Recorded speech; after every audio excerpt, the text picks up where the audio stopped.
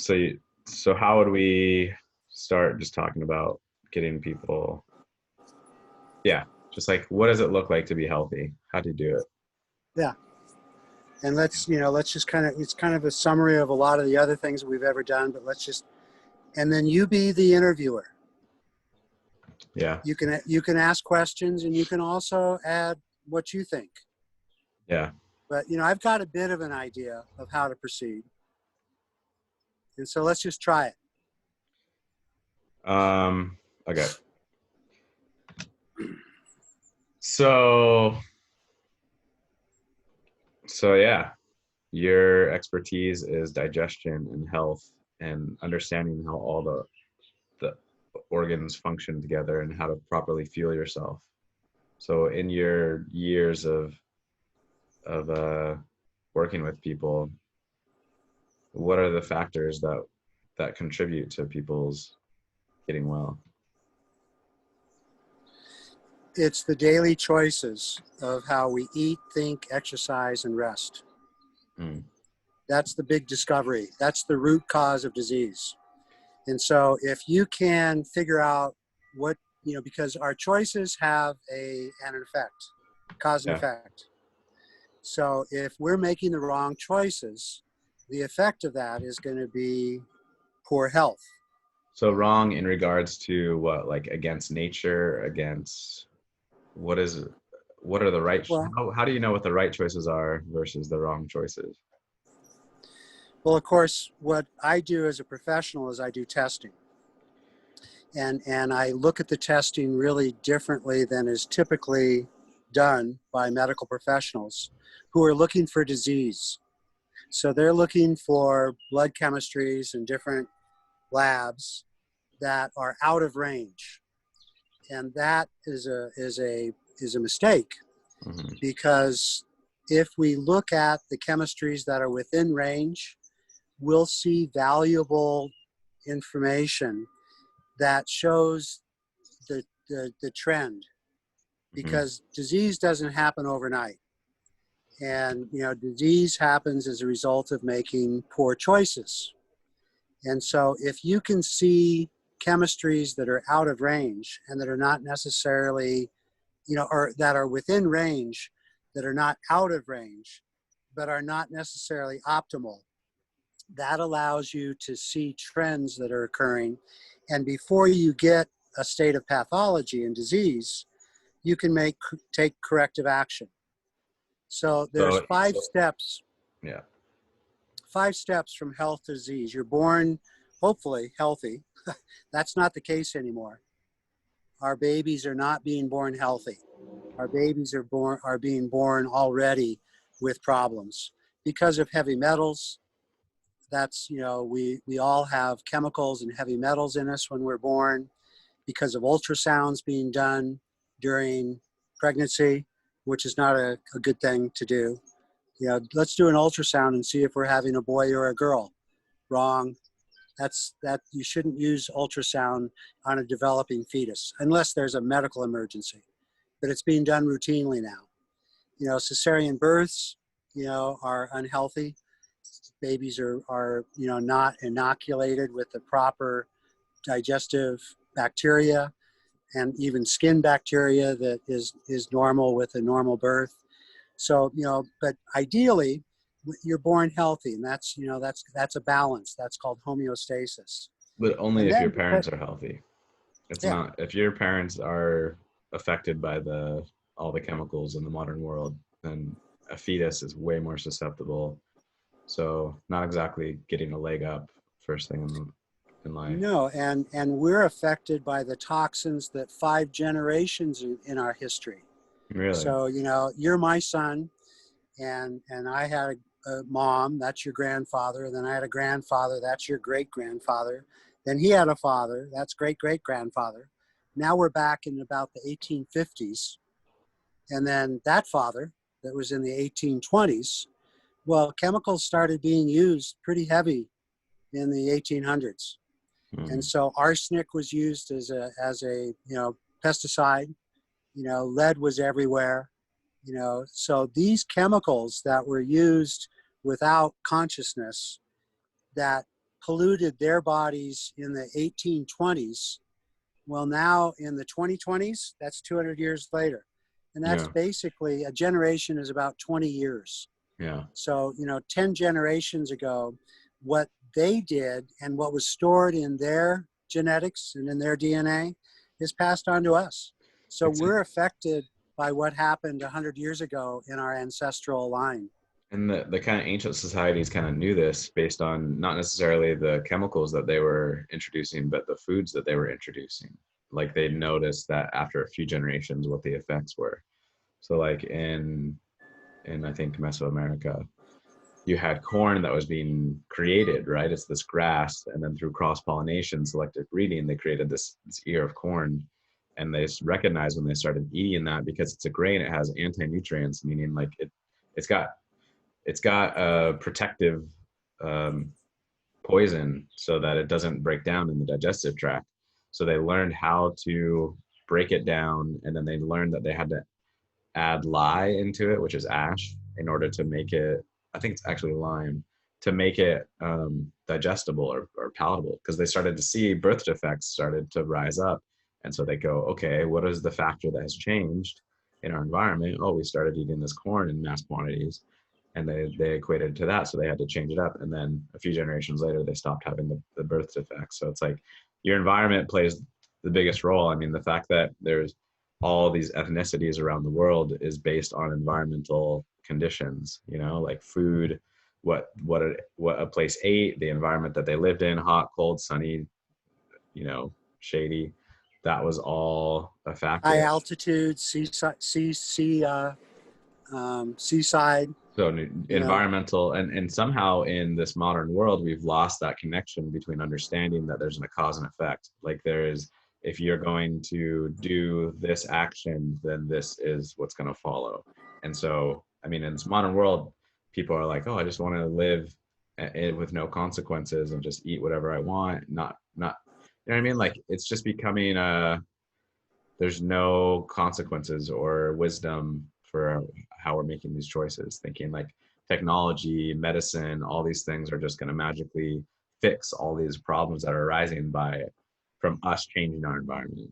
and yet we're dying at earlier and earlier ages. Yeah, most people wouldn't say that. Most people say that people are living longer lives, and the thing is people are taking these medications that can keep them alive, not like they are thriving. The people that are 80 and 90 are not taking medications. The people that are taking medications died when they were 40, 50, and 60. The old people, they're not taking drugs. They might have to take some, but they're not taking the handfuls of drugs like the other people are.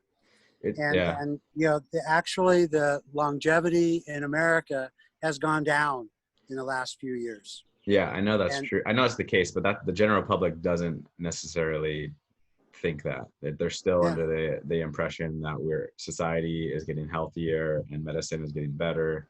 However, if you're involved in the data, then you understand that that's not the case.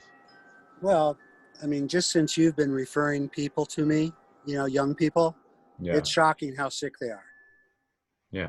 So most everyone I know is sick. They look. I'm friends with the health world, but all of my friends still are not clicked into gear. They're into fitness. They're into diet, but they don't do everything that they need to do in order to really heal their gut and be healthy, which is what I've done. And I'm now healthy. I haven't gotten sick in 3 years. I've learned how to balance a normal life with being a health nut, and I've essentially, when I leave the door, I have a game plan. I know exactly where I'm going to get food, how long I need to go before I'm going to reach the destination. I always have my cooler. The joke is like, I always have this picnic basket on me every single day. I've had it. There's a really good picnic basket. I've had it for a few years now. And in fact, other people now want this exact picnic basket. They've sourced this one. The magic picnic basket. It really is great. It fills itself. Yeah. So, but I mean, I shop every week. If I do leave the house, I have foods that I can prepare quickly.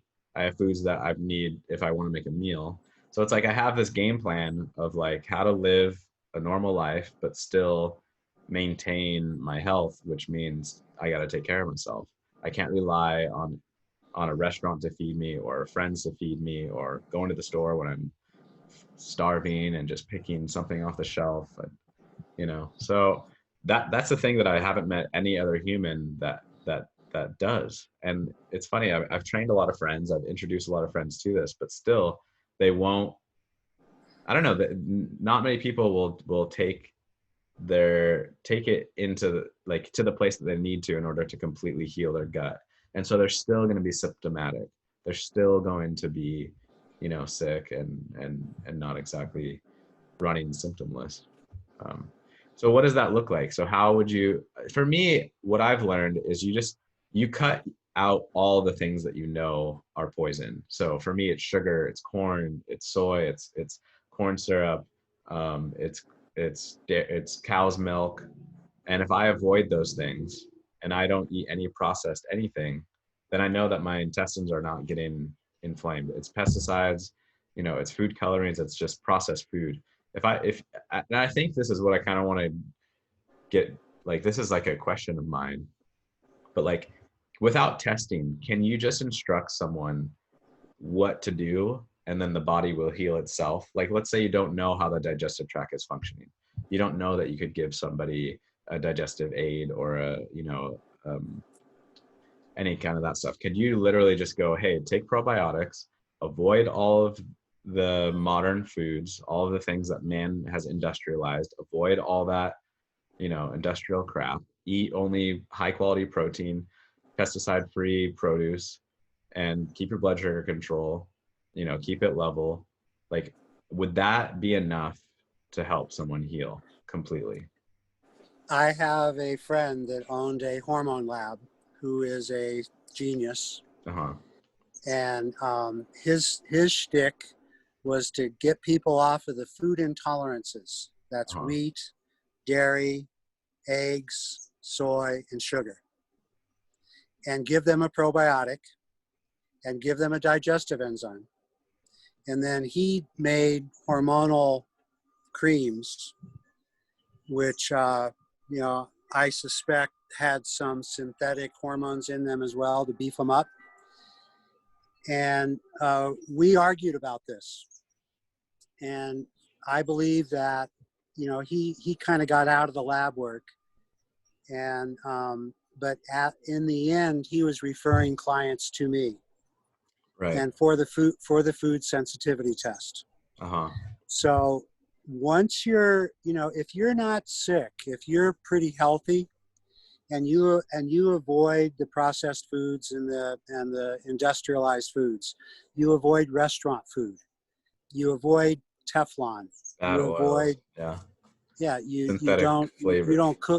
You don't cook with aluminum, you don't use cast iron skillets, because all of that leads to the toxic burden.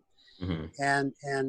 But if you did everything right without any testing, you could take a pretty healthy person and they would. You could keep a pretty healthy person pretty healthy because their immune system's intact, but you can't take a really sick person and heal that way. You'd want to really do a well-coordinated effort.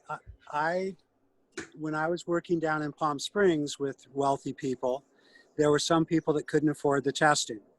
And so we would tell them to rotate their diet, and we give them good instructions on what that means. Yeah. And in 6 weeks, we were getting phenomenal testimonials of people that had been pretty sick, where a lot of their symptoms were disappearing. So rotating the diet is in and of itself is huge and pretty much unspoken. There's not many people that talk about it, but that's huge. Blood sugar control. If people learn to eat frequently and always eat protein and fat and avoid excessive carbohydrates and avoid carbohydrates by themselves, never eat an apple by itself, never have a glass of fruit juice by itself, never have a piece of bread or a donut or a piece of toast, or a bowl of rice, That's why half the people in the United States are either diabetic or pre-diabetic. Yeah. So, blood sugar control is huge. Rotation is huge. Not eating processed foods is huge. But if you're already out of balance, which by the time you're 20, most people are, or Right. even before, and it's Yeah. getting younger and it's getting worse. So if you're in that state, then in order to really optimize your time and your energy and your focus and to get the results that you're really looking for, we also have to exercise. That's non-negotiable. We also have to get to bed by 10 o'clock at night. That's pretty much non-negotiable because we're driven by a circadian rhythm of sunlight. And so once the sun goes down, 3 hours afterwards, your cortisol levels drop really low, and your melatonin, which is your sleep hormone, and your immune hormone, and your reproductive hormone, melatonin rises. And if you get to bed if you wait until 12 to get to bed, you've lost a couple hours of brain regeneration. So your brain regenerates between 10 and 2, your body regenerates between 2 and 6. And if you're not asleep during those times, like if you're working the midnight shift, the graveyard, those people, anybody will tell you they're not healthy. They struggle because they're not paying attention to the cycle that we're on. Sun comes up, moon comes up, moon affects, reproductive hormones and the tides. Sun affects, our whole circadian rhythm. So sleeping is really, really important. Oh, I know that. I know a week's worth of feeling rested, going to bed at 9:30, waking up at after a week, you're waking up at 5 and you feel good. Like you're stoked to get up. If you're not doing that, and for me as a young adult, socializing is very a norm thing. And so I will have dinner parties a couple of days a week where, the conversation doesn't allow me to leave, or I just don't leave. I wish I had more self-control, but I don't. And so I stay out till, 11 o'clock and then work the next morning, but I'm waking up tired. And I'm not going out and running, which is my favorite thing, is to go to bed at 9:30, wake up at 5, stretch, wake up with the birds, and then go run for a half hour. And it just feels phenomenal. Your whole day is set up, and then you're ready to do it again the next day. And you're tired. And one of the tricks with that running is when we wake up, we need to drink at least 8 to 16 ounces of water. Oh, I brush my teeth and I have my water filter right at my sink in my bathroom. That's because we're dehydrated from not drinking during the night. Yeah. And we're also hungry. So you need to eat within a half an hour of getting up. Before you go running, if you eat, you're going to be much better off than if you wait to eat till you get back. See, I haven't done that. I haven't been eating when I go exercise, because then you're digesting all this food and it just doesn't feel. Nah, that's wrong. That's the old wives' tale. That's wrong. If you eat before you exercise, you'll have more energy. You won't have any problem. I know, but the timing of it all just doesn't exactly click, So it's like if I wanted to eat before I went out and ran before the sun gets too hot, I would have to wake up at 4:35, and then cook breakfast, and then that be the thing. If you try that versus what you're doing, you'll see that you have better energy the whole rest of the day.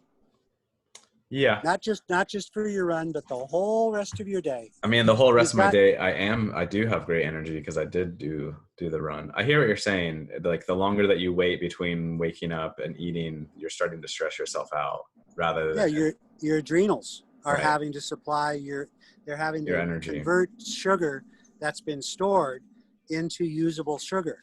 Right. And that's an expensive, hormonal operation. Right. And it stresses you out. Right. So eating within a half an hour of getting up is one of those rules.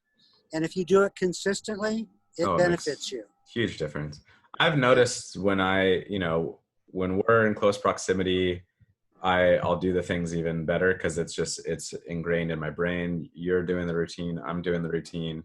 So it just is. And I noticed how much of a difference it is. And then I've played with it on my own, under my own strategies and rules, and it works. It's not optimal, but it is functional, Yeah, That was the word.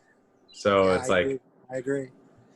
Well, so, I was wanting to invite Patty, who I've hmm been with for 18 years, and hmm she's done all the testing. We in those 18 years, we've both done the food sensitivity test maybe 5 to 8 times. hmm We've done a blood chemistry at least every 2 years, and we do it. And she went and had a physical because she's having the surgery on her hand, and the doctor couldn't believe that she was 70, couldn't believe that she wasn't taking any drugs, couldn't believe that her EKG was perfect, her lungs were perfect, her blood pressure is perfect, her blood chemistries were all within normal range, and just was going, whoa, what the heck? yeah, And but the value of having your best friend do this with you cannot be overstated. man, Because if people could just, if there was some sort of relationship website where people could find other health conscious people, because what I notice is there's usually one person who's into it and another person who resists. And that's just, and and that, what I notice is when I help people get healthy, the 80% of them get torn back into their old habits by their spouse, by their kids, by the people they work with, by their social structure, by TV, by advertising, by restaurants. And so, without somebody to do this with, if somebody else is doing the normal, like let's stop at 7-Eleven and get a snack, let's go to this restaurant, eat anything on their menu, let's have some drinks, let's smoke some pot, let's drink some coffee, let's lounge around, let's not exercise. That's why we're so sick. yeah. So it's really these basic choices, drinking water, eating within a half an hour of getting up, eating throughout the day, at least 3 times a day, but ideally have breakfast and then have half of what you had for breakfast between breakfast and lunch. And then have lunch and have half of what you had for lunch, meaning glycemically balanced, between lunch and dinner. And then after dinner, half hour before going to bed, have half of what you had for dinner. If you Yeah. did that, and if you didn't eat toxic, non-organic foods, if you made sure that it was grass-fed, wild caught, free range, And not just a little bit, but like really did it. I think yeah, that's the thing that people don't recognize is like, oh, well, I treated myself so well in these aspects that I'm going to like allow myself to get off track. well, that's sort of like disease. We've talked about this before, that if you have a diagnosed illness, let's say you have schizophrenia, or let's say you have high blood pressure, or let's say that you have kidney problems, or let's say that you have PMS, or let's say that you have eczema, or let's say that you've got diarrhea or constipation, right? Psoriasis. Yeah. Psoriasis. So common issues. If you have one of those, I'll guarantee you that you've got 6 other conditions as well. hmm And if all you do is focused on your main problem and you don't address, let's say you have cancer, you got 6 other things besides cancer. And it's those 6 other things that really, arguably, is why you have cancer. So if all you do is address cancer by trying to kill it, Yeah. and you don't transform the root cause of why you have cancer, and the root cause of cancer isn't a lack of chemo or radiation or surgery. The root cause of cancer is the daily choices. Yeah. Choices, is really, what we make, and then we learn from our choices. We grow from those what we learn. It transforms our life. So how come some people can live their whole lives and drink alcohol and smoke cigarettes and live till they're 90, and then other people just kind of fall apart by doing, is it based on like the individual's constitution, based on the health of their parents prior, or Partly, but what and is then it it all, like? Is it but mental? Is it the way that people think about their situation? Because I know that's a and that, huge factor with health.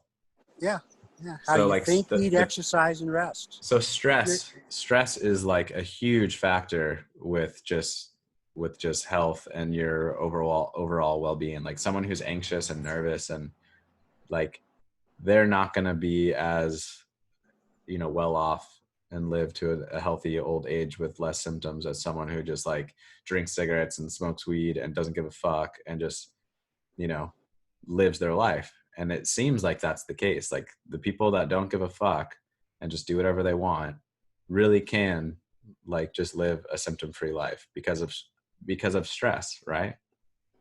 Right now, they're estimating that a third of the world has got anxiety and panic. Well, I know that stems from people's guts being messed up. If you have anxiety, it's because you're all those brain chemistry stuff happens in your gut. But remember Course in Miracles. Yeah. The basic tenet of Course in Miracles is that 90% of our beliefs are lies. Yeah. Our parents teach us lies, our schools teach us lies, the media teaches us lies. Emotional agreements is what it is. It's like you're making up this agreement that you believe have emotional understanding towards that is not even based in reality. And the reality is you are connected to love and to good and that's what your soul is always wanting to create. But you've agreed that the world's dangerous and you need to protect yourself and all this kind of And stuff. so what do you do when you've agreed to that and you're stressed and anxious? What's your method of operation to survive? It's to hold on to that belief, hold on to your hurts, Yeah. hold on to your prejudices, hold on to your fears. Yeah. And if we don't move on, which is called forgiveness.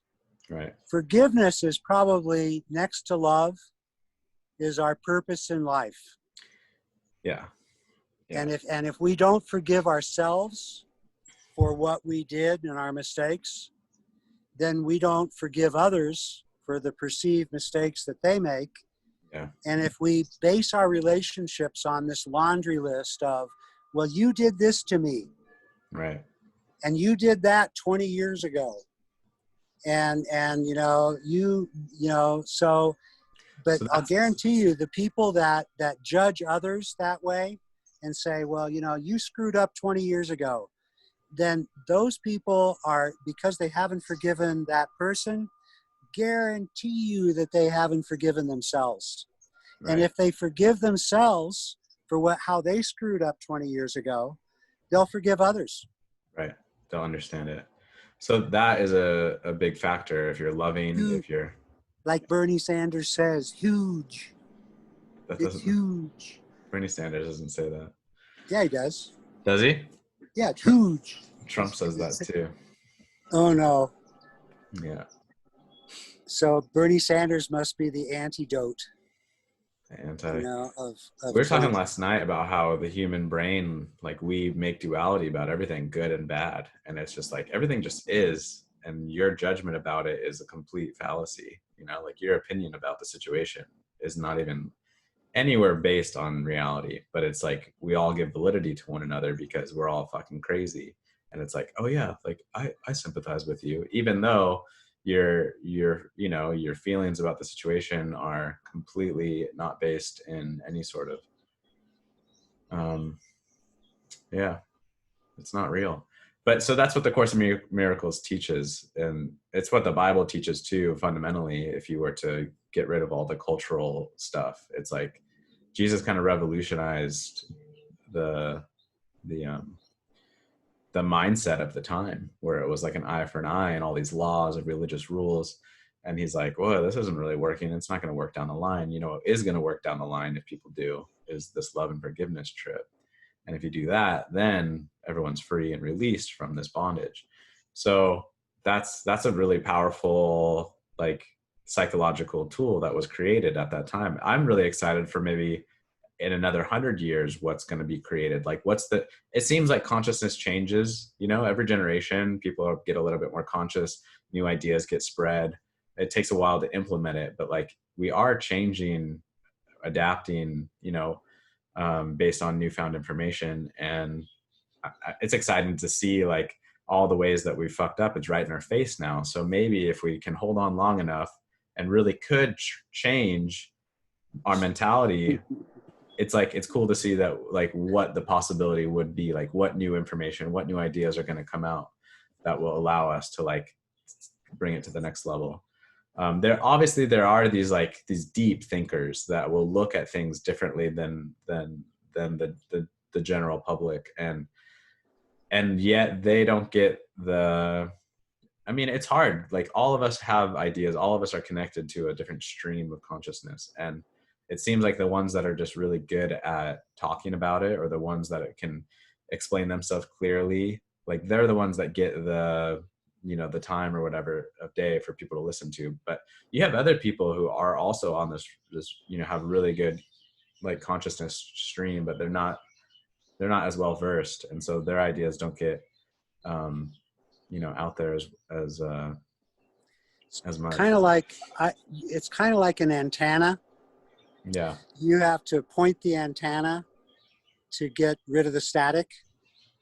So if we as individuals are fine-tuning our antenna to tune in to the right vibe.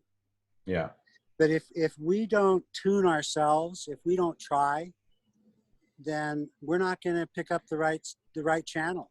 It's hard because in my, a lot of my friends are very focused on like making the world a better place, and by focusing on, positive energy and positive vibes. And in a way, I think that's a kind of a form of escapism, because it's wishful thinking. Like, yes, you create the dream that you want to exist in the planet, but you also have to do your due diligence and like look at what's really going on and face it and conquer it, And a lot of times what happens is like, I think Buckminster Fuller, is like, don't fight the old paradigm, just create the new paradigm. And yes, that's true. And you don't want to spend and waste energy like fighting what is bad. You want to do what is right. But at the same time, you do need to like look at what's going on, acknowledge it, feel it, and move past it. So I think there's in the effort to really change the world, or change yourself, or change your understanding of like existence on this planet, there's a lot of confusing, conflicting information, and people are going to naturally gravitate to like what makes them feel good. And a lot of times the way that the world is overwhelming. There's a lot of, like, I always say, like, what would it feel like if you could just wake up in the morning and you just knew everything was fine in the world? What if you could just wake up and just go, like, we're doing everything right. Like, the fucking planet is feeling amazing. Everyone in the community is feeling amazing. Like, when you get out of your house, everyone you interact with is just going to be like right on, like, what would that feel like? And it's totally possible. But yet, so you have a lot of these spiritual people that are like trying to do that for the world, but there also is a lot of things that need to be acknowledged, just dismantled.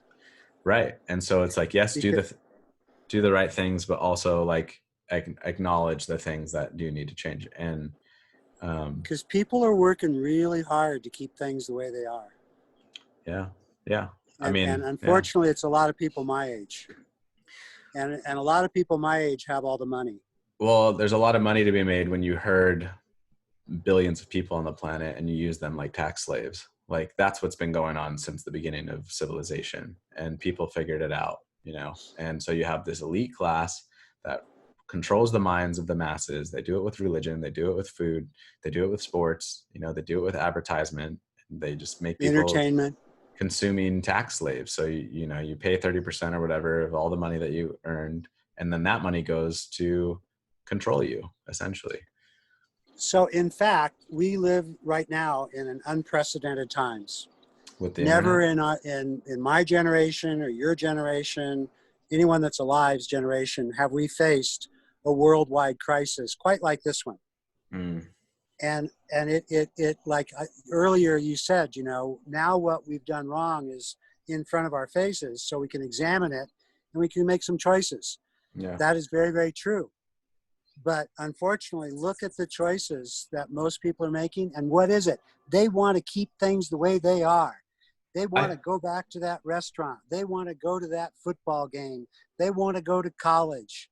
Yeah. They want to keep things the way they are. Yeah. And the world is not agreeing. No. So we're fighting against, the natural trend.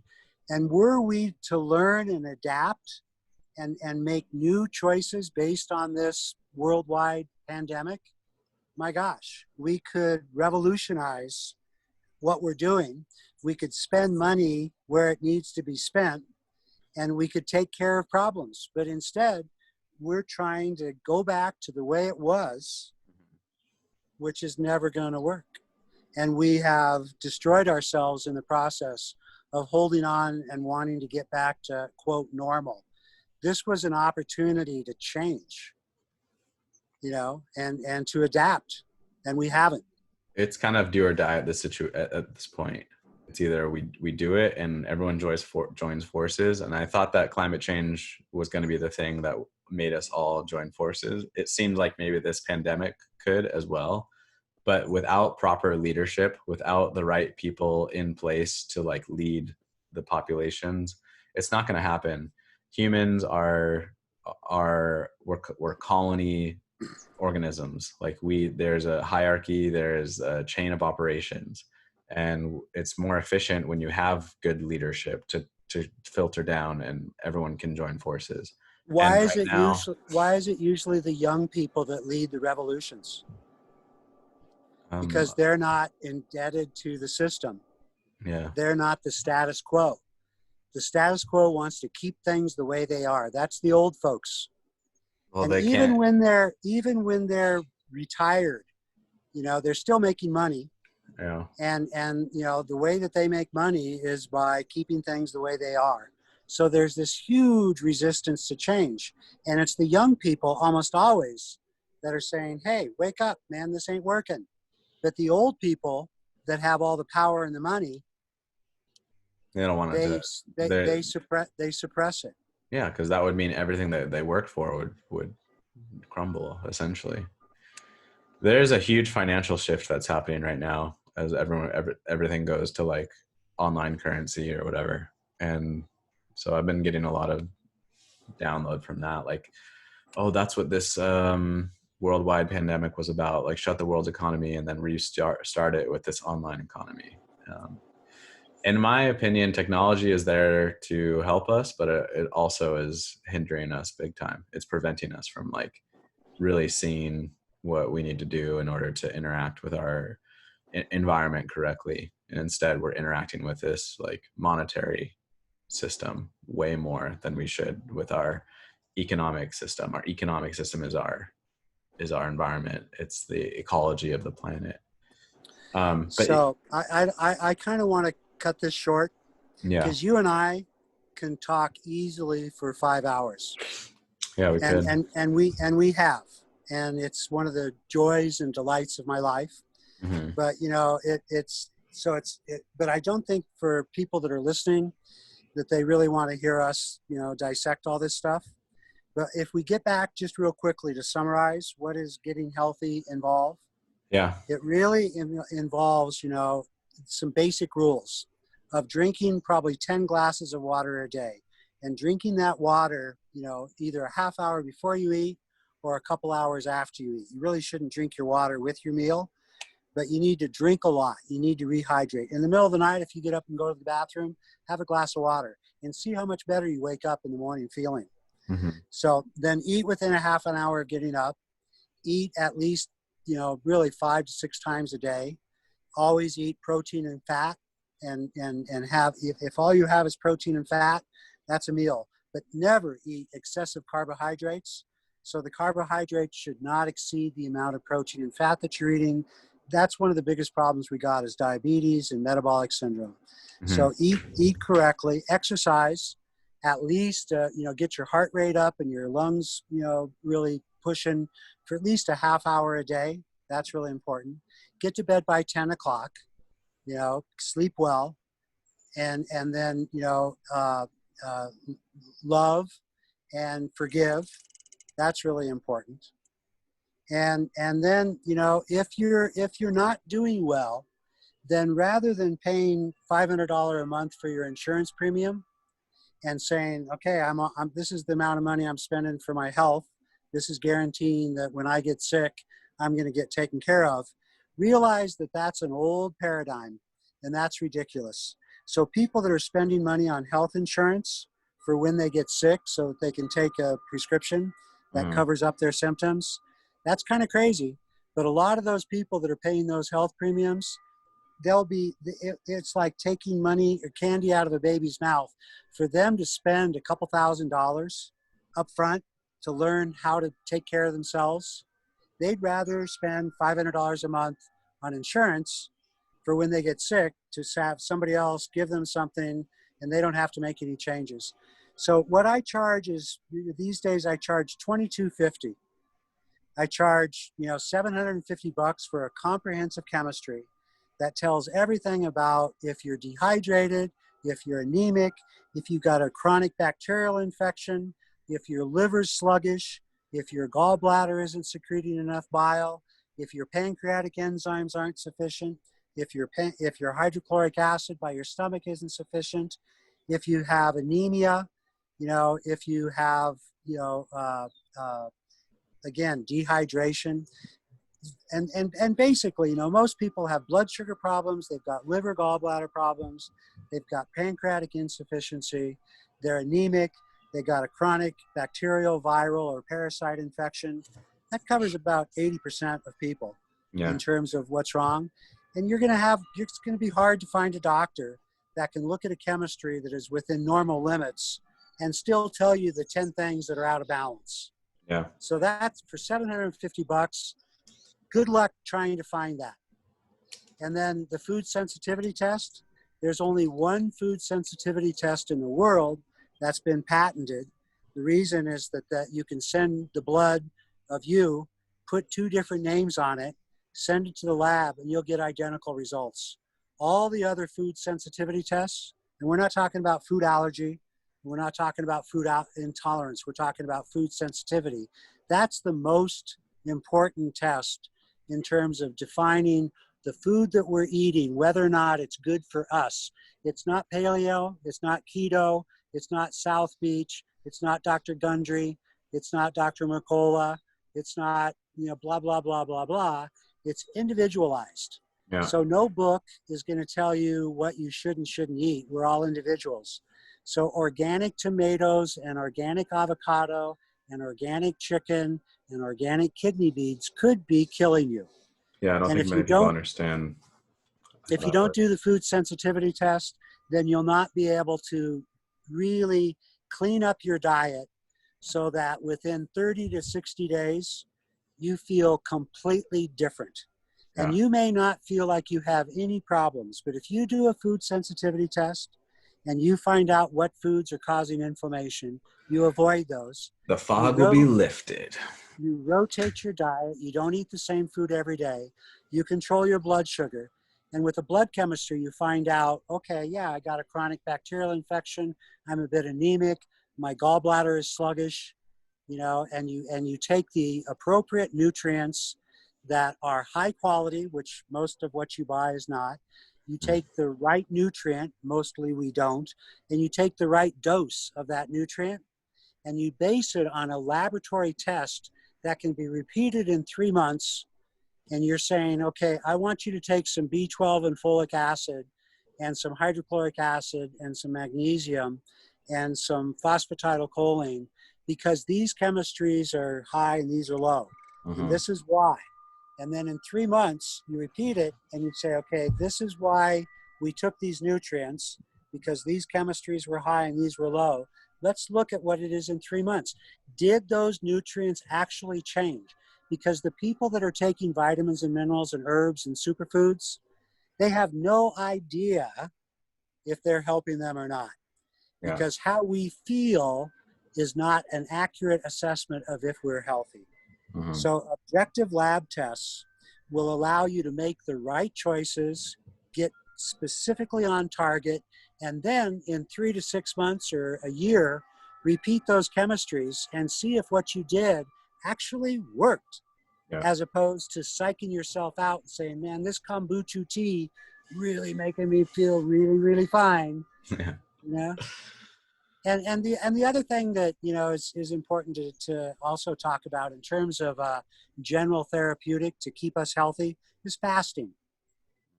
And intermittent fasting, I don't agree with.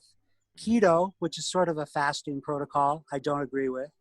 But a fast on water that's properly done, if you're fairly healthy, I don't recommend fasting to people that aren't healthy. And the biggest reason is that if you fast and you feel great, which you do when you fast, there's people with cancer, when they fast for the first 2-3 weeks, they feel like $1,000,000. Mm-hmm. So fasting is phenomenal. Mm-hmm. But if you go back to what you were doing before the fast, which is why you were sick, Yeah. and you didn't transform, and you go back to your old ways, you will feel worse. Yeah. And you talk about a yo-yo, it will make you worse. And So what is it? So many people that fast, they'll tell you, man, I was feeling great. Then I started eating again. I wonder what it is in our psychology that prevents us from really like going after the things that we know would improve our situation. I just, so many people. We don't want to change. We hold on to the past. We judge ourselves, and you make choices, and then you learn from those choices, and then you grow. Yeah. And too many of us don't challenge the paradigms that we were grown up with. Because we're making emotional agreements to the craziness around us. We're making, like, I do it too, just to keep the peace with people around me. I don't call people's bullshit. I don't call, just to be like, yeah, okay. But yeah, I think the majority of the people I know have no clue what is reality. 1 or 2 in 100. Yeah. And that's being generous. 1 out of 100 people is tuned in. And that's been that way ever since humans have been on the planet. That society that you want to wake up to. Yeah. That was what the Essenes did 2,000 years ago. Right. And everybody in that group had the same focus. And you had to be in that group for 7 years before you were turned on to the real inner teachings. And that meant that every day you meditated and you communed with, a force of God or a force of the planet. You were tuned into water and air and soil, to love and to work. You were tuned into wisdom, and generosity and love. And by focusing on the essentials of our life, and being grateful for water, and then they learned how to use the water in their body to heal themselves. They could consciously send water to their kidneys or to their sore shoulder, and heal themselves. Yeah. I was reading about trees today, and about a seed, and how the seed's root has a little cap on it to keep it from getting hurt when it goes down into the soil. And then the system of cells that the root has to absorb the nutrients from the soil, including water. And water, to pump, apartment buildings have to have pumps to send their water over 3 stories. So a tree that's 300 feet tall, they don't today understand how water gets to the top. Wow. But what they do think is that the evaporation of water through the needles and through the leaves creates a vacuum, which sucks the water up. An airplane, because it's hydraulic. Interesting. Because the curve of an airplane, the air hits the front of the wing and gets to the back of the wing at the same time. The bottom of the wing is flat. The top of the wing is curved. So that creates a vacuum. So airplanes fly because of a vacuum. When you sail into the wind, the sail is creating a vacuum, which is sucking you into the wind and into the waves. Yeah. And a vacuum might explain how water gets to the top of a tree. Damn. And then because trees, a huge tree perspires 90 gallons of water or something? Oh, a day? Lots and lots and lots. It's in like the Amazon, in the Amazon, there's more water from the jungle in the air Then than there's there is in the marshes and the rivers, the Amazon itself. in the There's basin. more water in the air than the Amazon itself. When I was in Costa Rica, it was cool. Every afternoon we had a huge thunderstorm and a huge rain because all day long those trees were perspiring in the hot sun, creating all this evaporation. And then with the wind, the more evaporation from the ocean, and then it would fall back down.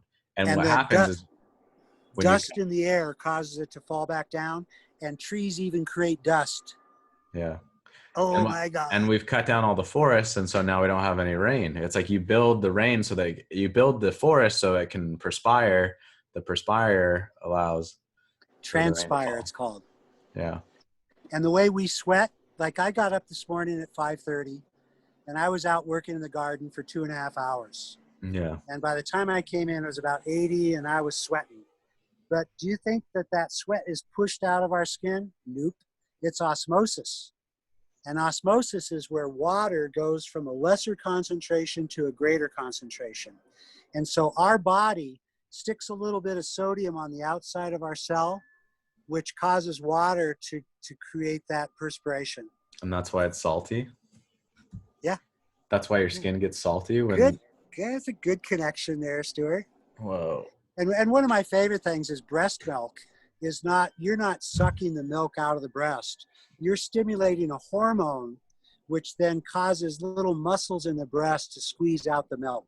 Wow, that's cool. There are so many cool little understandings. And if you understand one thing completely, you understand all of them. You understand how everything works. Einstein understood how light worked, so he understood God. Yeah. The laws of nature. Yeah, if you understand one thing and completely, then it's a fractal of the whole, and you'll understand everything else. It's pretty damn neat. Okay, we better go. Cool. Yeah, that was really good to just, in 5 minutes, you were able to kind of say these are the foundational things that you have to do in order to get your lifestyle on track. So that was really. It took me 40 years to figure it out. Now you can say it. Yeah, I was wondering what is the root cause of disease. Yeah. And this doctor, one time down in Tijuana, says, "I know the root cause of disease," and I was going, "What?" Yeah. And I don't think she really knew. Yeah. But as I worked at the hormone lab, and I looked at literally thousands and thousands and thousands of tests, not just hormone tests, but blood chemistries and fatty acids and amino acids and organic acids. I mean, all these different tests. It became apparent to me that it is our daily root choices, cause and effect. And the nicest thing about that is that we have the freedom to regain our health, and that's what Jesus taught. That was the prodigal son. Jesus taught that the gifts that the earth gives us, because we're born of the rock, the ocean's water is in our veins, the minerals of the rock forms our bones, the flesh of the vegetables and the fruit form our flesh. We're made of the earth, and we go back to the earth, right? And so these gifts that we're given of sight and hearing and smell and sensation, brains and all that kind of stuff, if we abuse those gifts, they're taken away from us, and we lose our sight, and we lose our mobility, and we lose our energy, and we lose our ability to think. But if we recognize the sins that we made of not appreciating that good water, that good food, that good exercise, that good sleep, that good love, that good forgiveness, if we repent and we recognize, wow, we've been making the wrong choices. If we then start making the right choices, what did you see when you were working with me in Tijuana, Stuart? Everyone got better. And how did those people arrive at our doorstep? Like a wilting plant that just wasn't being watered or fertilized, just dying, leaned over. And did they think they were dying? Yeah, it was weird. They had this really distraught look in their face, and they're just like, "Oh my God." And then in a few weeks, they were chipper and happy and stoked, and like, "We're gonna beat this, and this is gonna My be." skin, look at my skin. My hair is growing. My nails are growing. I'm sleeping good. I'm having great bowel movements. For the first time in their entire lives, most likely. The thing that what I really want to do is help people learn how to do this. How like what does it look like? You can hear it, but what does it look like? You know, how do you cook? How do you go throughout your day? Like creating a vision for people where it's like, you know, go shopping with us, you know, like come cook, you know, like make this full on like a week long where it's like, this is how you need to apply this information to your life. And it's one thing to read in a book. For me personally, I cannot pick up a book and learn how to do a thing without if I am with someone that I'm learning from, then it's way easier for me to visualize it, see it, you know, and create it for myself. But to read a book and then apply this stuff, like it's all intellectual, you know. You were, what was that, 15 years ago that we were in Tijuana? Yeah, yeah, yeah, And you refused to go to the kitchen by yourself. yeah, yeah, And if I was there, you worked your ass off. yeah. But you wouldn't go down there by yourself, no matter if I paid you. There was no way. Well, You've I changed. You've changed since then. yeah, big But time. but I but you know, I at that point my skill level in the kitchen wasn't so good. I didn't cook for myself. I was okay preparing salads and dressings and all that kind of stuff. But when it came down to meat, I had no clue how to cook it properly.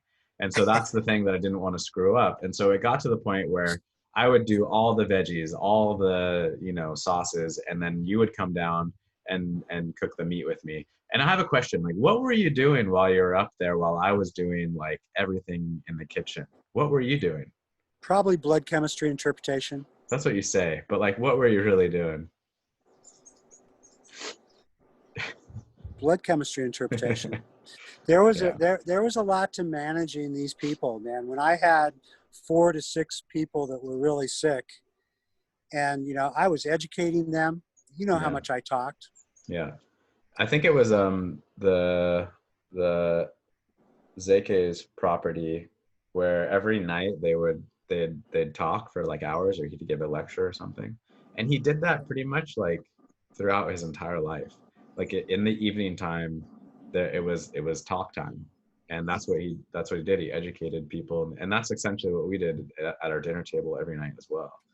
Um, it's really interesting because I know that set and setting has everything to do with how you absorb information around you. And so I wonder if we could if you were to set up the you know the precedent, you know, make the precedent of what's going on in this healing clinic, because I think people just came there as like an effort to get healing and like a convenient place to stay. They If it came to see Dr. Munoz. Right. If it were they came to heal through what we were doing, then it would totally have changed, you know, the entire. But And it was cool that we worked in conjunction because honestly, it gave them a place to go and it gave them a focus, which I think is really important to, you know, like this is healing you, but also this is healing you. Because in dreaming of doing another clinic someday, it's like putting all the emphasis on the house. It's almost like it's too much. It's almost like you're spending way that, too much time that's a great point, Stuart. focusing on That's a that kind of. that's a great point. And that's where I wanted to have a hairdresser, a barber, a manicurist, Yeah, a that could come masseuse, in totally. yoga. Yeah, We needed entertainment. But you're right. It's that really was an important part of the day. yeah. Yeah. It's just so, but the precedent. So like a website, you can go to a shitty website where the look of it and the outline of it isn't very good, and the information, therefore, you're not going to absorb thinking that it's crap because the whole presentation, the way it looks, is crap. But that yet you go to a website with all the fancy, you know, outline and the information could not be as good, but yet you would focus on that because you think, oh, this is, you know, so that's a weird psychology thing where it's just like a lot of people aren't able to really understand what the gems are and like what the good information is without, all the glitz and glam and marketing and all that kind of thing to give it more emphasis. Well, our dream, we have the blueprint. Yeah. We know how to do it. Oh, wow. Here's my red-headed woodpeckers. Cool. They're really fun. Do you hear them? Oh yeah. Yeah, we have the ability. It's just getting it all the pieces together with the right kind of funding to do it really well, to do it stand out well. I don't want to shock you or anything, but, I've got 15 years left on the planet. Yeah. I know that. For sure. So I was 50 when my mom died. Yeah. And, you're 34. You'll be about 50 when I die. Yeah. So, if you want to utilize me, let's get it on. Yeah, but I thought you and Patty were gonna go venture off in your van life. We're investigating that, Yeah. but To do it really well, we'd have to dedicate the rest of our lives to this. You know what I mean? We would have to dig in, go deep, make it 100% what we do. There isn't any other. You find me a better resort than what we're envisioning. What? You think Rancho La Puerta is a good place? What we do is beyond any health spa in the world. Yeah, it's but beyond any clinic. Yeah, for sure. And, but you have so, to.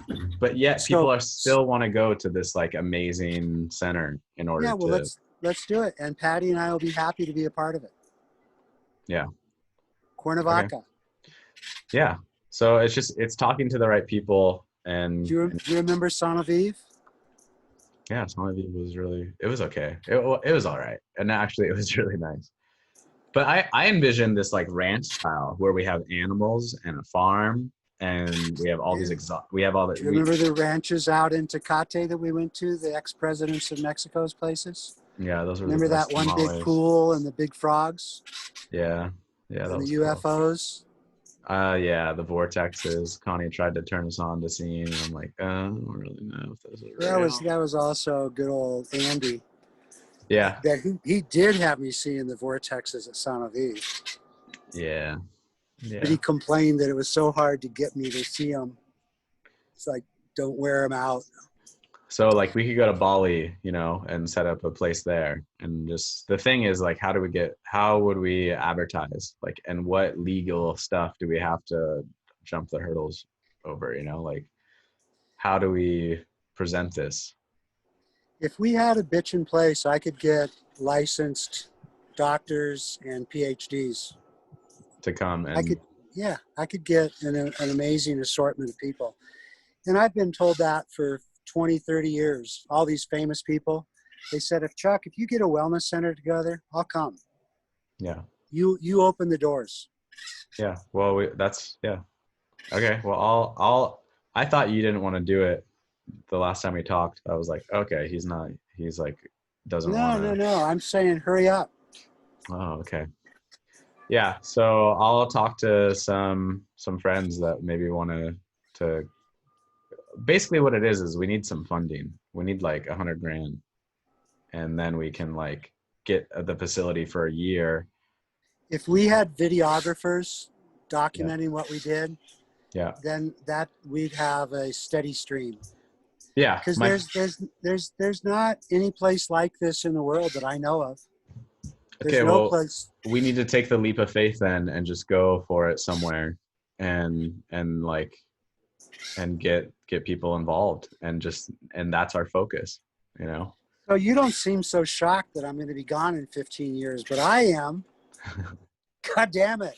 I have known this for a long time, and if you want me to be completely honest, like in the back of my head, I'm just like, okay, I'm just going to absorb and enjoy. And like, I've known that all of us are going to die. So it's like, it's a sad thing to think about for sure. But who knows? Maybe you're gonna live to like 100 and something. You know, like you taking care of yourself better than your mom took care of herself. You know, like Oh, maybe. I went surfing when I was over in San Juan.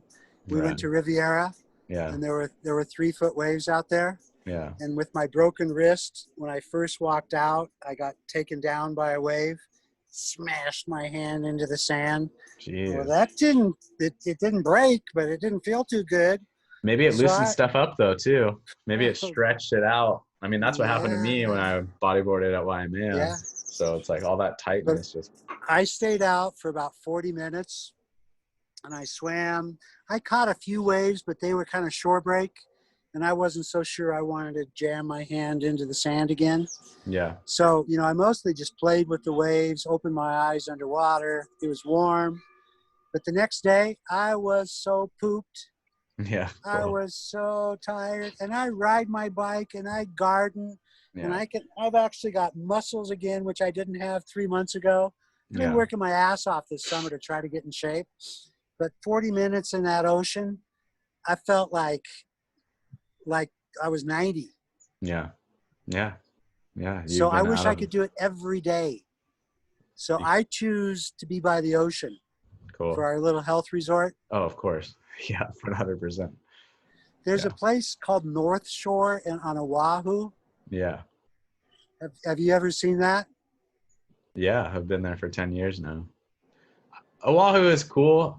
I think we should go to Kauai or even maybe Maui or some other island. Just Oh, if we could go to Squeaky Sand yeah, and Kauai. yeah. I think Kauai would be a spectacular spot. Um, North Shore is cool, but it's already kind of pulsing in its own weird vibe, and it's pretty overwhelming in a way. So I don't know if we want to have like a healing clinic here. Well, I'm gonna go to on Tuesday. I'm going back over to the coast, and I'm gonna go Riviera twice a day. Yeah, cool. Yeah, good. Uh, It's warm right now. The water's bathing suit warm. I yeah, can't it's wait. We're gonna 70. have waves here in a month now. I'm kind of going crazy without surfing. I realize how much surfing just energizes me and keeps me just like stoked on life, and charging these big waves and getting tossed and just the excitement and the meditation of it essentially is what it is. It's a meditation. And without that, I'm just like, what am I doing? Well, when that Um, hurricane came in, it looked like you got some pretty good rides. I got 3 or 4 big ass barrels and got whipped around really hard. And it wasn't, they weren't like easy pull in barrels. They were like, you're going to get swallowed by this thing. And so that's what I From 10 did. different angles. And there were the videographers in the water. It happens often where people are like, oh my God, that was gnarly. I wish I would have caught that on film. Like it happened to me at Waimea. It's happened multiple times where I'm just like, all right, well, this is my wave. I'm in the right position. Like, I'm gonna see what happens, and just this huge, like, whoa. and Oh, yeah. and then I don't really know what's Oh. happening because you're in it. But to see someone else just look in and watch it is like, whoa, that was crazy. So it's fun to put myself into those kind of. So basically, what I want to do is like, I'm gonna have work for the next 8 months. We're working on this huge satellite system, and it's right up the house, and it's 5 minute drive away. And so we're going to be working on that for the next 8 months. And so that's a Wow. good way of just like, and then after that, like, yeah, I'll quit and we'll dedicate like this time to build, the facility and the place, and just go full on in. And my friend Ben said, hey, look, like you need to do the videography. Like no one is going to come, and like we're not going to get a crew to come in. Like you have the camera, you film it, maybe send it away to get edited, or like have someone put it together, or have a We get friend. Chuck Waters to help us. He's really, really but good at basic this. but basically like we need to take it into our own, and self promote. But you have a lot of friends, and that when people know that we're doing this. But after that, we need to promote it so that more people, like everyday people, know that we're doing this. And that's where we're going to really get to. That's like the educational material. It's like, hey, maybe you can't come stay with us because we're going to charge money, and we're going to, it's going to be a full blown, the best healing facility in the world. So it's not like we're getting give it away for free like you like to do. and we're gonna and and we're Just gonna had to get that in, huh? I heard that. yeah. So it's gonna be for profit, obviously, and people are gonna get what they pay for. And um, but the goal is to make this accessible to everyone. You know, it's like, hey, how do we share this information for everyone for free? And that's just promoting ourselves and putting free information out, like these If videos. people listen to today's talk Yeah, and actually did it, yeah, they would. it They, would heal 50% of people's diseases. I know. I'm in the process of helping a lot of different friends, and I can't emphasize enough. Like, look, you have to really do this. There isn't like a happy medium of like I'll do it a little bit. It's like if you want to heal, you have to do it. If you don't do it, you will not heal. And so what's the point of starting something if you're not going to go full in? Like what's the point of doing a craft if you're not going to become really, really good at it? Like what's the Yeah. point of, you know what I mean? Like go in and make it your own. And What people don't realize, for that 2250, they could feel good like you did for the first time in your life. I know, I know, I know. And And they don't even know they're not feeling good. I know. And I was 20 years old. I just surfed every single day that summer. I was feeling amazing. I was also eating junk food, drinking beer. I thought I felt great though. And then in the first few months, fuck, I could think. I remember talking on the phone to Kai. I talked to him actually. It was his birthday. He called me. His birthday is 2 days after mine. He was camping up in the redwoods. And so he called me and we had a really good talk. And I remember talking to him on the phone and, and describing food in a way that I never knew I could even explain something. And part of it was having no stress, being in a completely supportive environment. And I know I don't have that right now. Like the people I interact with are not like, it's stressful, you know, like I don't, it's not like it's stressful, but it's not like full on embracing just like the essence of one another. You know what I mean? Like there's still like with you and I, there's like there's this camaraderie where it's like, hey, I got your back, you got my back. And it's just like, it feels amazing. And I don't have that with people I interact with, who I work with, people I live with, people I'm friends with. It's not the same kind of just like, you know what I mean? So I know that stress is a factor, and being like emotionally supported is like a huge part of just fucking unlocking your potential. And then of course the daily perfected, you know, diet. And that in a few months time, I was like a different human. And they talk about like chasing this high, where it's like you get high for the first time and you just like always want to get high again. It's, for me, the best high I've ever experienced is like this high at the cancer clinic, where it's just every day I fucking felt amazing. I was listening to music, jamming out, feeling, cooking amazing food, interacting with people that I was a young kid, so interacting with all these people that have lived their lives, very interesting lives. And you know, now we're, you know, And before they arrived, when you and I were alone, yeah, that's when we were having such um, amazingly clear and deep and insightful conversations. yeah, We could talk about anything and go and deep. and learn from what not from what other people were telling us, Yeah, learn from each other yeah, and learn from the conversation. yeah. And that, Intuitively. yeah. And that's not an And we easy. went deep. I was talking about some deep stuff with you, and you were hanging. Yeah, I'm pretty good. I'm not so good at starting the conversation because I just don't know what people want to talk about.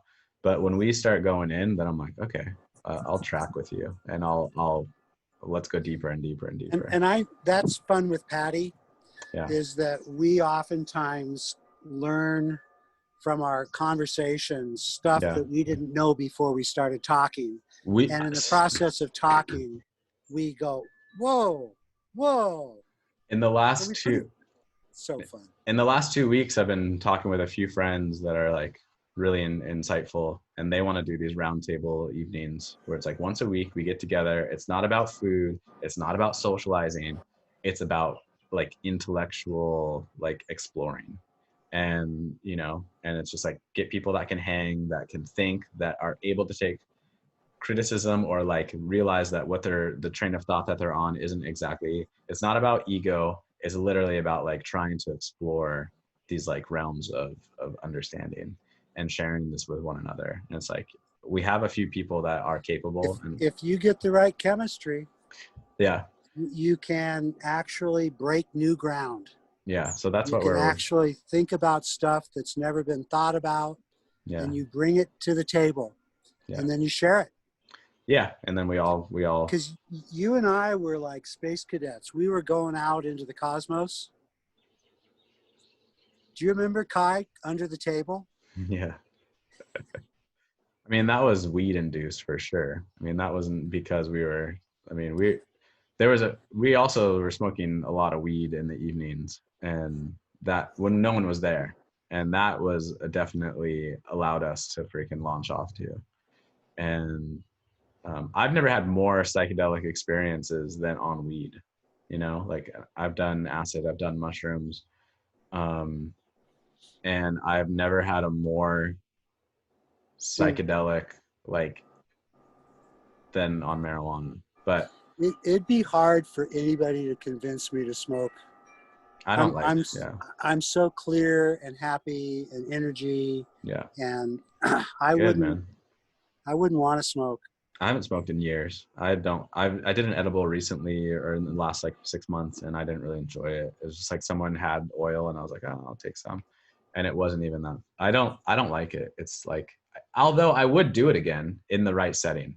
I would, if, you And know, I would too, I suppose, but yeah. not when I've got stuff to do. No, it's when you're in full on luxury mode and when you can Yeah. just like totally three sheets to the Yeah. wind. Then it'd be fun. Then it'd be a fun little trip. Maybe, I don't know. Like I still feel like I would get Yeah. paranoid and not really enjoy it. The thing that I really don't enjoy about marijuana is the after effects of feeling lethargic and tired and your brain is just kind of slow the next day. And I realize a lot of people use it as a medicine because they're so anxious and everything, and it calms them down. And it's like, I'm not. I feel already really mellow and like I already feel good. And so I don't need a medicine. I don't need a drug to help me out in any way. I'm already kind of doing the things that I know I should do. So, but it's not like I'm saying that Yeah. marijuana is bad. It's just the overconsumption of anything is bad. The overconsumption of caffeine is a problem. The overconsumption of any substance is a problem. It's true. If you got to use something because you need it, then it's not a good thing. It's not a good thing. You're not doing the due diligence to figure out what the Because root cause if is.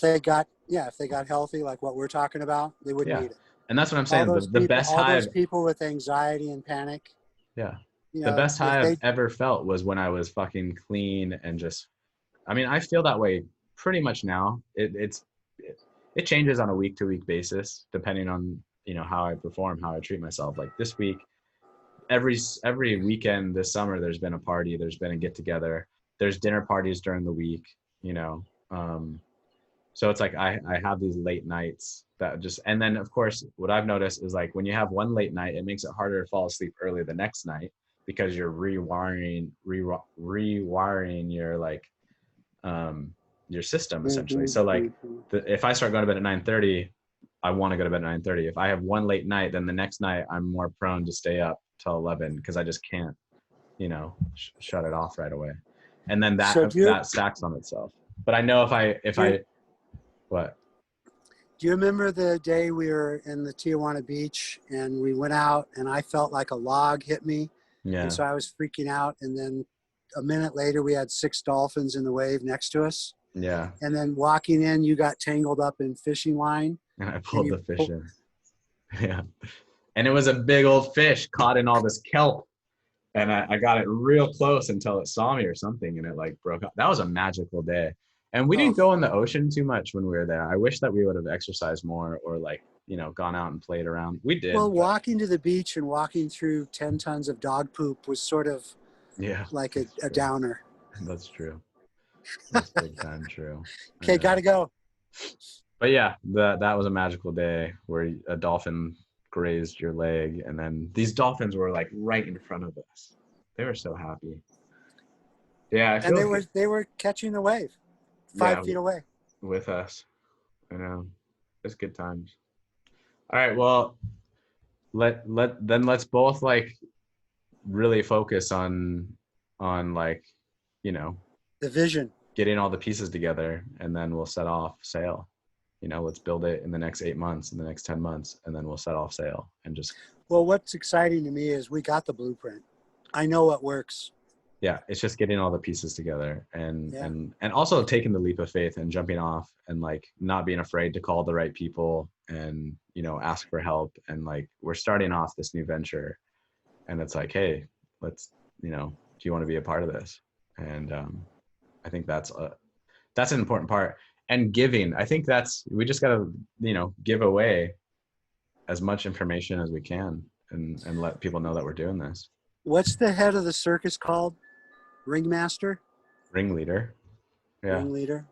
Yeah. Well, that's you. Okay, cool. I'm down. just an act. I like that. Cool.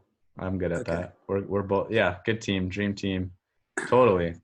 So let's make it fun. You look good. You look happy. Glad to see you looking good. Thanks, man. Yeah. Do you hear the Yeah. chimes? I do. Yeah. Yeah. When are you going to the coast soon? Tuesday. Cool. Well, I'm going to town right now. It's a friend's birthday, of course. More Leos in my life. And they're supposed to go diving. I don't think I'm going to dive, but I got to go do grocery shopping and hang out with friends, and then work week this week. But yeah, lots of changes. So, but yeah, it's good. It's been a hectic just decade, man. This year. Yeah. Did you hear there's an asteroid that's going to come within like maybe even, is it 4,000 miles of Earth on election day? Really? And I saw this fire tornado up in California, Yeah. and they said, of course, it's 2020.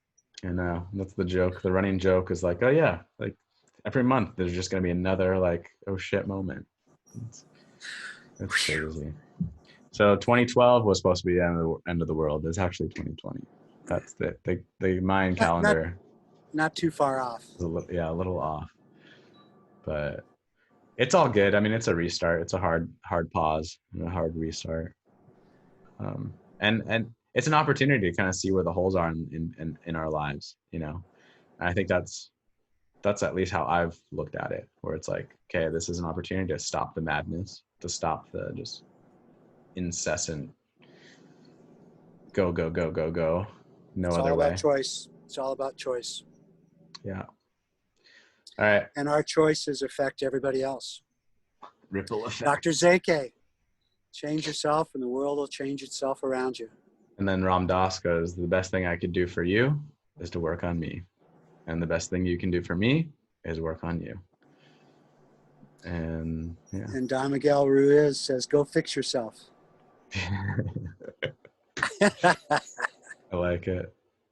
Yeah. When I met Greg Braden and told him that I had studied with Dr. Zeke, he said he'd never met anyone that personally studied with Dr. Zeke. Yeah. So I'm part of a dying breed that actually got to sit at the feet of Dr. Zeke for a week. Cool. And who was the other guy? Ken Kesey was like the guy who was similar to Timothy Leary. Ken Keyes. Ken Keyes. And he is another pioneer. And yeah, Wayne Dyer said that's who got him on track. Yeah. And he was a buddy of mine. I mean, he was actually, we were friends. Greg Braden, I really appreciate his ability to like talk about spiritual things in a scientific manner. And I think it's helpful for people who are more like science-based to see like, hey, there is actual factual evidence to show that these spiritual tenets have an effect on the consciousness or the planet. Like, I think it was, they had the meditation day every year. Everyone meditates in unison, and crime rates go like significantly down in that window of like worldwide meditation. And just like different things like that, where it's just like, whoa, like we really are creating the resonance that all of us are affected by. And it's like the 100th monkey of theory, where it's like you get enough people on the right thinking wave, and then it affects all of us through osmosis. Ken Keyes is the one that made the 100th Monkey popular. Oh, cool. Yeah. But Yeah. that's the 3 rules of happiness. Yeah. Do you know Ask what for they what you are? want, but don't demand it. If you don't get what you want, turn up your love and accept whatever happens for now. Yeah, I remember those were fucking ingrained in me in childhood. And and I mean it's real. And then I've actually helped friends see it, like talk about it as well. You know, and these are all just like psychological tools to get you to tune into like your power and control of your situation. But the thing that's even more than all these mind tools, I think, is the food tool. You know, like when your gut's messed up, you're agitated. Like like, and then when you're abusing substances to kind of calm all those physiological problems, like it just compounds the issues. So by really addressing this physiological need of your body, like you are taking care of your psychological needs too. And the thing that I also notice is like when I know exactly what to do, and when I do it, my self-esteem is like I feel great, I'm doing all the things right, like, and then as soon as I start dipping off, my self-esteem goes down. It's like, oh fuck, I fucked up, like I didn't do it right. So that's kind of where ignorance is bliss, and I tell a lot of people this too. It's like once you learn all this shit, you're going to have to hold yourself accountable, and if you don't, you're going to feel worse than if you hadn't known this at all. And so it's like once you unlock this door of knowledge, if you don't fucking use it, it's going to make you worse off than if you would have never known. The forbidden fruit in the It Garden is. of Eden. It is the forbidden fruit. It was the fruit of knowledge. And once you are tuned in, like you better make the right decisions. Well, you're a very interesting fellow. Yeah. Yeah. Love Cool. you. Thanks. I love you too. See you later. All right. We're done. Love you. Bye.